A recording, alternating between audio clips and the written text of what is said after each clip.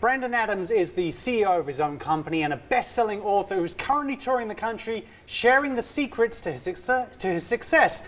Thankfully, that included sitting down with us to do just that thing. Good morning to you, Brandon. How you doing? Good morning. I'm doing great. How are you? I'm very good. I mean, it's Friday, obviously. There you go. Gearing up for the weekend. Looking forward to that. But ultimately, what I love is someone like you who's been through an incredible journey themselves, has come out the other side, has gone through a wealth of experiences, and has taken the time to share that information with other business people, with entrepreneurs, with regular folk at home. So, you know, with that all being said, you know, what inspired you to write Rims to Riches?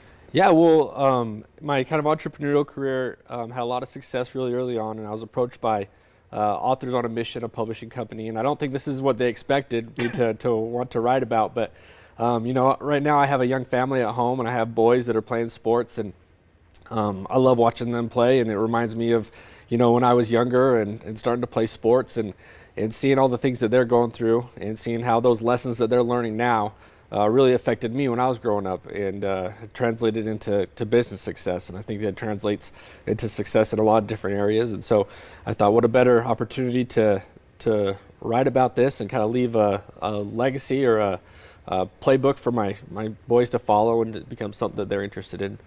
Sports seems to play an integral part. Obviously, you know, it's alluded to in the title. Do you feel like that was like the first shaping of you as a business mind in terms of incorporating teamwork and you know development, motivation, those kind of things into your life? Yeah, absolutely. That's what the book kind of discusses. I kind of go back through my early business career and I realize, you know, all these lessons and these decisions that I had to make in business, a lot of them I can trace back to decisions or lessons I learned, you know, playing Little League sports or playing high school sports, and even mistakes that I made, you know, not being aggressive enough, not relying on teammates, you know, these kind of things, that lessons that I learned the hard way through sports kind of translated and helped me later on in my life. So it's a good segue from sports to business, I think, and a good subject for a book.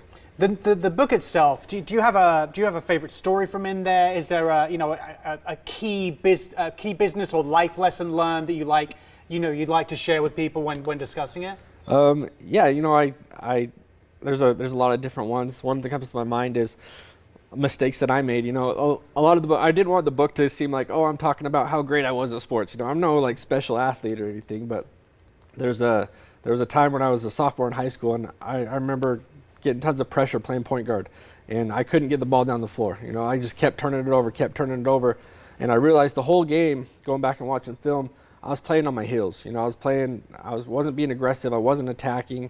I was waiting to see what would happen, waiting for the defense to kind of put pressure on me, and I had so many turnovers that game, and it was a big ordeal for me.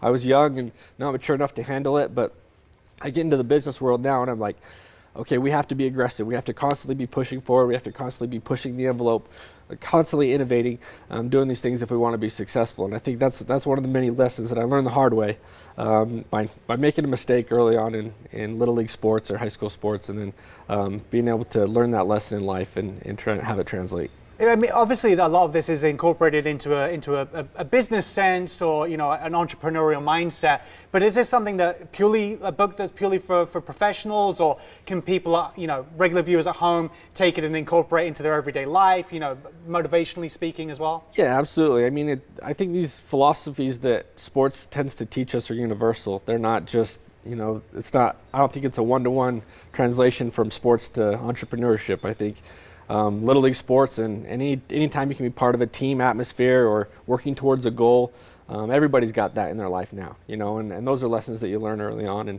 and no matter what your goal is or where you're going in life, you know, there's lessons to be learned from the past, and hopefully people can learn from some of mine. Yeah, we spoke briefly before we came on to this segment that, you know, you're obviously clearly a big sports guy. You're in town right now for the weekend. You're going to be catching some of the NBA stuff while you're here. Yeah.